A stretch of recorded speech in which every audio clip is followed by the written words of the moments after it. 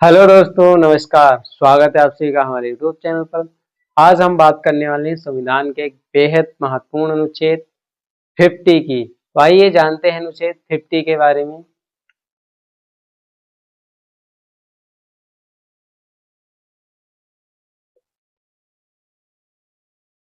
अनुच्छेद 50 दोस्तों, क्या आप जानते हैं कि लोकतांत्रिक देश में न्यायपालिका को स्वतंत्र रखना कितना महत्वपूर्ण कार्य हो सकता है? तो अनुच्छेद 50 हमें बताता है कि न्यायपालिका को स्वतंत्र रखा जाएगा। क्या बताता है? कहता है कि न्यायपालिका को कार्यपालिका कार्यपालिका से अलग रखा जाएगा। न्यायपालिका को कार्यपालिका से अलग रखा जाएगा। न्यायपालिका क्या होती है? न्यायपालिका होती है आपकी डिस्ट्रिक्ट कोर्ट, जिला न्यायालय, जिला न्यायालय, जिला न्यायालय आपका राज्य का जो न्यायालय होता है, जिसको हम हाई कोर्ट कहते हैं। हाई कोर्ट, हाई कोर्ट आपका सुप्रीम कोर्ट,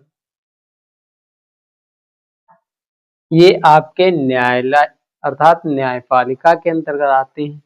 कार्यपालिका, कार्यपालिका में आपके आते हैं डीएम, आपके एसपी, अर्थात ये कानून को एग्जीक्यूट यानी लागू करने वाले माने जाते हैं। न्याय जो आपकी कार्यपालिका होती है वो कानून को लागू करती है वास्तविक धरातल पर।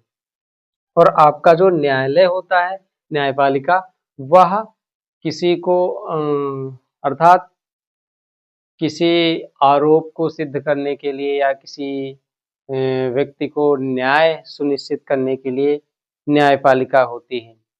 तो दोस्तों, एक एग्जाम्पल से इसको हम समझेंगे कि न्यायपालिका कार्यपालिका से अलग कैसे है और स्वतंत्र कैसे है। मान लीजिए ये डीएम साहब हैं जो कार्यपालिका के अंतर्गत आते हैं। इन पर भ्रष्टाचार का आरोप लग गया और इनका केस पहुंचा डिस्ट्रिक्ट कोर्ट में। डिस्ट्रिक्ट कोर्ट में इनका केस पहुंचा। यहाँ के जो जज साहब हैं, डिस्ट्रिक्ट कोर्ट के जो जज साहब हैं, क्या इनका फैसला इस वजह से इनके पक्ष में सुनाएंगे कि ये डीएम साहब हैं? तो ये बिल्कुल गलत है। जो आपके जज साहब हैं, यह फैसला पुख्ता सबूतों के आधार पर ही सुनाएंगे। इस आधार पर फैसला नहीं सुनाएंगे कि ये डीएम साहब का मामला है, अर्थात कार्यपालिका का मामला है। इस वजह से वो अपना फैसला नहीं बदलेंगे। फैसला वही सुनाएंगे जो सबूत कह रहे होंगे, जो आधार कह रहा होगा, फैसला उसी तरीके से आएगा। और यह आपके सरकार के कर्मचारी नहीं माने जाते हैं, ये सरकार के कर्मचारी माने जाते हैं। इसका मतलब ये भले ही सरकार के कर्मचारी सरकार के दबाव में आ सकते हैं, किंतु ये जो जज होते हैं सरकार के कर्मचारी नहीं होते हैं, इसलिए यह सरकार के दबाव में भी नहीं आ सकते हैं। तो इस तरीके से देखा जाए तो न्यायपालिका स्वतंत्र मानी जाती है। और इस तरीके से हमारे देश में बहुत सारे मामले आए हैं जिनमें न्यायपालिका ने बहुत सारे ऐसे केसेस पर सुनवाई की है जिनमें न्यायपालिका स्वतंत्र एवं निष्पक्ष दिखाई पड़ी है। तो दोस्तों, अनुच्छेद 50 आज हमने समझ लिया है। आज के लिए दोस्तों इतना ही रखेंगे। वीडियो के बारे में दोस्तों अपनी राय हमें कमेंट में ज़रूर बताएं।